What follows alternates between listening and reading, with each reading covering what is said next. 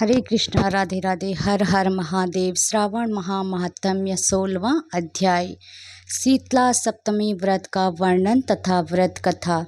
ईश्वर बोले, हे संत कुमार, अब मैं शीतला सप्तमी व्रत को कहूँगा। श्रावण मास में शुक्ल पक्ष की सप्तमी तिथि को यह व्रत करना चाहिए।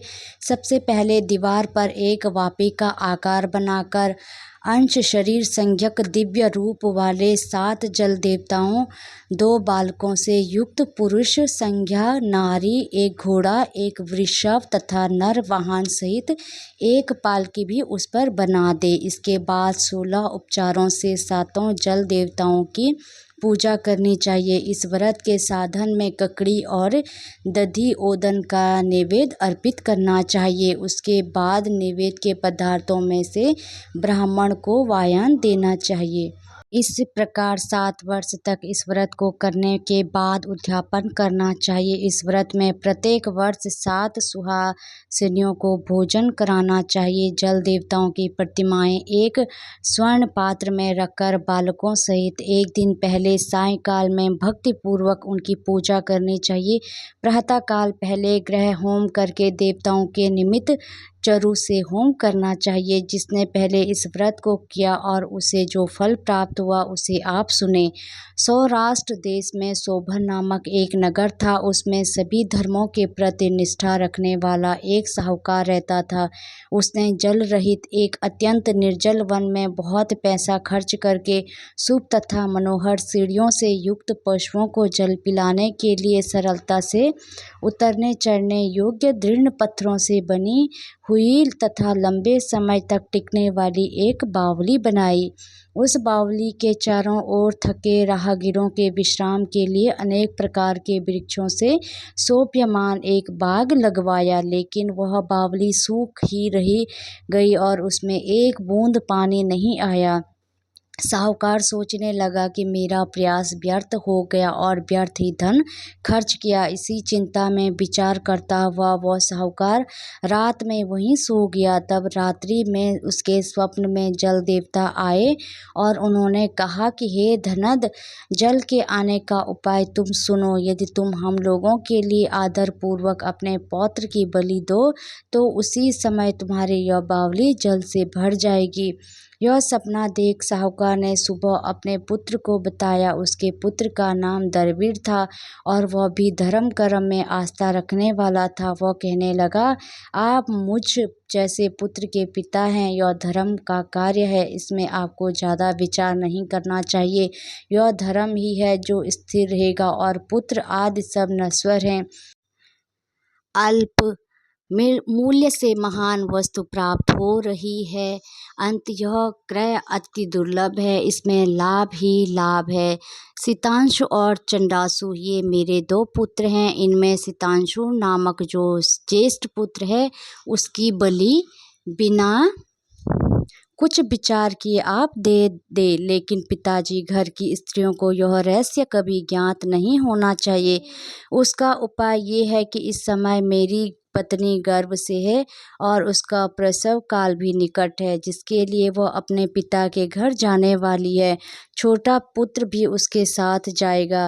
हे तात, उस समय यह कार्य निर्विघ्न रूप से संपन्न हो जाएगा। पुत्र की यह बात सुनकर पिता उस पर अत्यधिक प्रसन्न हुए और बोले, हे पुत्र, तुम धन्य हो और भी धन्य हूँ जो कि तुम जैसे पुत्र का मैं पिता बना। इसी बीच सुशीला के घर से उसके पिता का बुलावा आ गया और वह वहाँ जाने लगी। तब उसके ससुर तथा पति ने कहा कि यह ज्येष्ठ पुत्र हमारे पास ही रहेगा, तुम इस छोटे पुत्र को ले जाओ। इस पर उसने ऐसा ही किया। उसके चले जाने के बाद पिता पुत्र ने उस बालक के शरीर में तेल का लेप किया और अच्छी प्रकार स्नान कराकर सुंदर वस्त्र व आभूषण से अलंकृत करके पूर्वाषाढ़ तथा शतभिषा नक्षत्र में से प्रसन्नता पूर्वक बावली के तट पर खड़ा किया और कहा कि बावली के जल देवता, इस बालक के बलिदान से आप प्रसन्न हो। उसी समय वह बावली अमृत तुल्य जल से भर गई। वे दोनों पिता पुत्र शौक व हर्ष से युक्त होकर घर की ओर चल गए।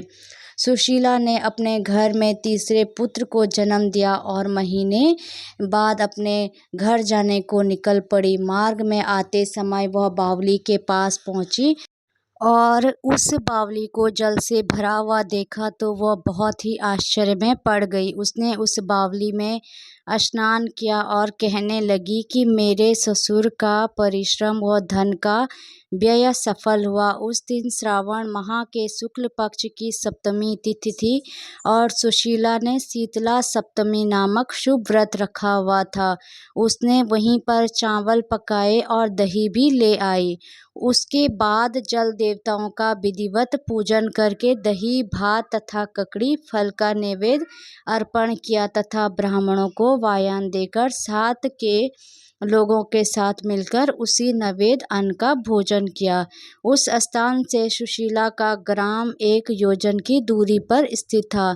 कुछ समय बाद वह सुंदर पालकी में बैठ दोनों पुत्रों के साथ वहां से चल पड़ी। तब वे जल देवता कहने लगे कि हमें इसका पुत्र जीवित करके इसे वापस करना चाहिए, क्योंकि इसने हमारा व्रत किया है, साथ ही यह उत्तम बुद्धि रखने वाली स्त्री है। इस व्रत के प्रभाव से इसे नूतन पुत्र देना चाहिए।